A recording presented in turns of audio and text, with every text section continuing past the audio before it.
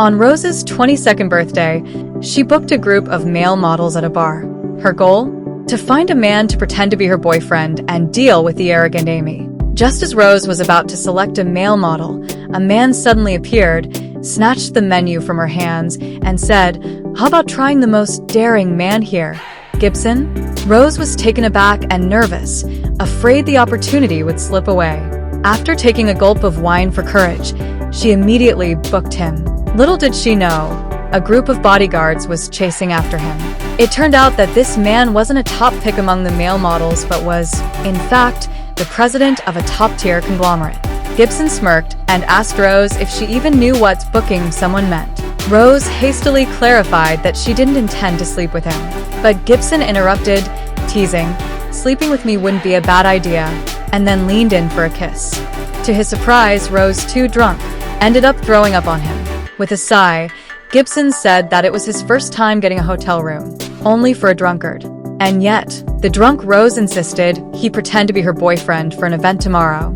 She even mistook the room key for a credit card and shoved it into his hand. Laughing, Gibson agreed and promised he'd show up. The next day, a hungover Rose rushed to the banquet. Amy mocked her, asking if her boyfriend had chickened out. Seeing Rose's vulnerable position, the opportunistic shareholders took the chance to demand that Rose transfer the stocks her late mother had left her. Just as Rose was cornered, Gibson walked into the banquet and whispered to her, "Was my entrance cool or what?" Seeing him, Rose felt as though she'd been saved. She quickly lied, introducing him as her influential and powerful boyfriend.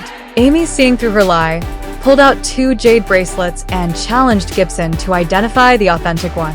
If he failed, it would prove that he wasn't as influential as Rose claimed. Before Rose could stop him, Gibson calmly pointed out the genuine bracelet, giving a detailed explanation, and even mocked Amy in the process. Someone soon recognized Gibson as the president of a top conglomerate. The guests' attitudes shifted immediately, and they scrambled to flatter him. However, Gibson had no interest in them and instead invited Rose for a dance. Out of nowhere, a storm hit the island, causing all boats to halt operations. The guests had no choice but to stay overnight at the hotel.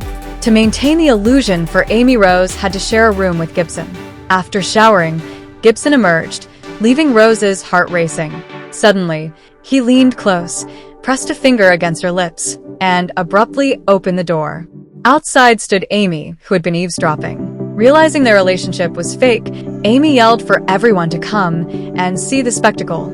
Unfazed, Gibson declared that he had fallen for Rose at first sight and, in front of everyone, kissed her passionately. Then, lifting her into his arms, he added, "If you'd like to keep watching, I don't mind letting you see what happens in the bedroom." Later, Rose nervously asked Gibson if he was really a conglomerate president. Gibson lied, claiming his identity was fake. Relieved, Rose asked him to continue pretending to be her boyfriend to fend off the troublesome shareholders.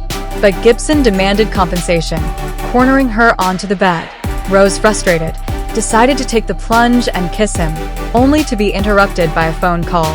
It turned out one of Rose's company's collections had unexpectedly appeared at an auction.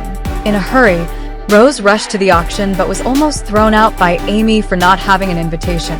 Thankfully, Gibson arrived in time and brought her inside. Amy schemed to drive up the price of Rose's collection to an astronomical $100 million. Feeling defeated, Rose was shocked when a mysterious buyer purchased the collection and gifted it to her. Infuriated, Amy accused Rose of stealing her necklace and even found one in Rose's bag. However, it turned out the necklace wasn't Amy's, but the Gibson family's heirloom. Meanwhile, Rose's necklace was found elsewhere, forcing Amy to apologize. Gibson had seen through Amy's schemes from the start. To thank Gibson, Rose agreed to accompany him to a gathering with his friends. There, she was mesmerized to discover that Gibson could play music. During a game of darts, Rose complimented one of his friends, which made Gibson jealous. To show off, he hit the bullseye with every dart and demanded Rose praise him too. Embarrassed, Rose changed the topic to fireworks, but Gibson suddenly kissed her, confessing, "I think I'm falling for you."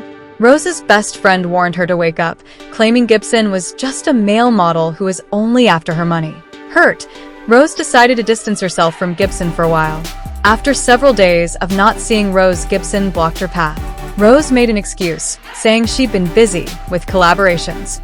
Gibson, noticing the company she mentioned, revealed it was his own. He offered to help her with the deal. At the company's entrance, security didn't recognize Gibson and tried to throw them out, but his assistant intervened, kicking the guards aside and respectfully inviting Gibson and Rose in.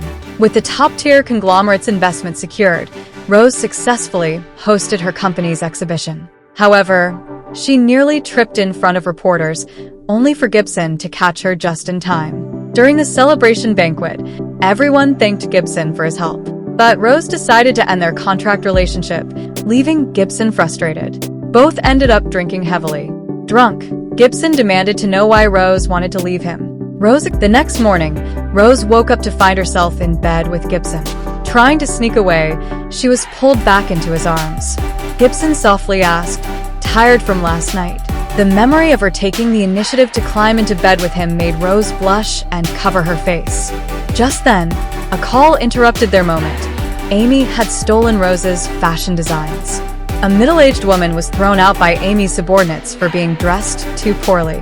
However, Rose, who had arrived, stopped them and accused Amy of not only plagiarizing her designs, but also looking down on others. Enraged, Amy got into a fight with Rose. Out of nowhere, Gibson appeared and stopped Amy. He suggested that the two settle their differences by submitting competing designs, letting the results speak for themselves. Rose quickly utilized her skills to produce a ready-to-wear garment. However, Amy, knowing she couldn't compete with Rose, tampered with the fabric for the competition and accused Rose of stealing expensive materials. To everyone's shock, the previously poorly dressed middle-aged woman turned out to be none other than the mother of the president of the top-tier conglomerate, Gibson's mother. She expressed her satisfaction with Rose's creation and announced the termination of all contracts with Amy's company, handing the partnership over to Rose instead. However, Rose misunderstood the situation and assumed Gibson's mother was one of his sugar mommies. When Gibson followed her home to explain, Rose announced that she wanted to end their relationship. Hurt by Rose's words and her belief that he was just a male model, Gibson bitterly replied, "If that's what you think, then I'll act the part." He then offered her bed services in a mocking tone. Enraged, Rose slapped him. Gibson wanted to apologize to Rose, but he soon discovered that Rose already had a fiancé arranged by her father. This left Gibson heartbroken and furious. In his despair, he stormed off and drowned his sorrows at a bar, begging Rose not to leave him. However, Rose cruelly rejected him. Afterward, Rose buried herself in work, becoming a workaholic. Even her subordinates noticed something was wrong. At a press conference, a fatigued Rose was almost crushed by a falling chandelier, but Gibson arrived just in time and pushed her out of harm's way, taking the hit himself. Terrified, Rose held him and tearfully promised that as long as he was okay, she would do anything he wanted. Hearing her words, Gibson opened his eyes, and Rose, overwhelmed with emotion, kissed him. Rose canceled her engagement with her father's arranged fiancé, which angered her father so much that he was hospitalized. The shareholders seized the opportunity to pressure Rose into transferring all the company's shares. Fortunately, Gibson arrived in time and used his wealth to resolve the crisis. However, Rose began to doubt Gibson's identity. Amy, in collaboration with the shareholders, accused Rose of using her relationship with Gibson to climb the corporate ladder. This was when Rose learned the truth. Gibson wasn't a male model, but the president of the top-tier conglomerate. Gibson's mother stepped in to defend Rose, proving that she had secured the investment through her own abilities and not through Gibson's influence. This successfully turned public opinion in Rose's favor. Driven by jealousy, Amy attempted to harm Rose but was ultimately sent to prison by Gibson. Gibson brought Rose back to the bar where they first met. There, he reintroduced himself and officially proposed to her, asking her to marry him. Rose, moved to tears, accepted his proposal, and the two embraced each other, beginning their happily ever after.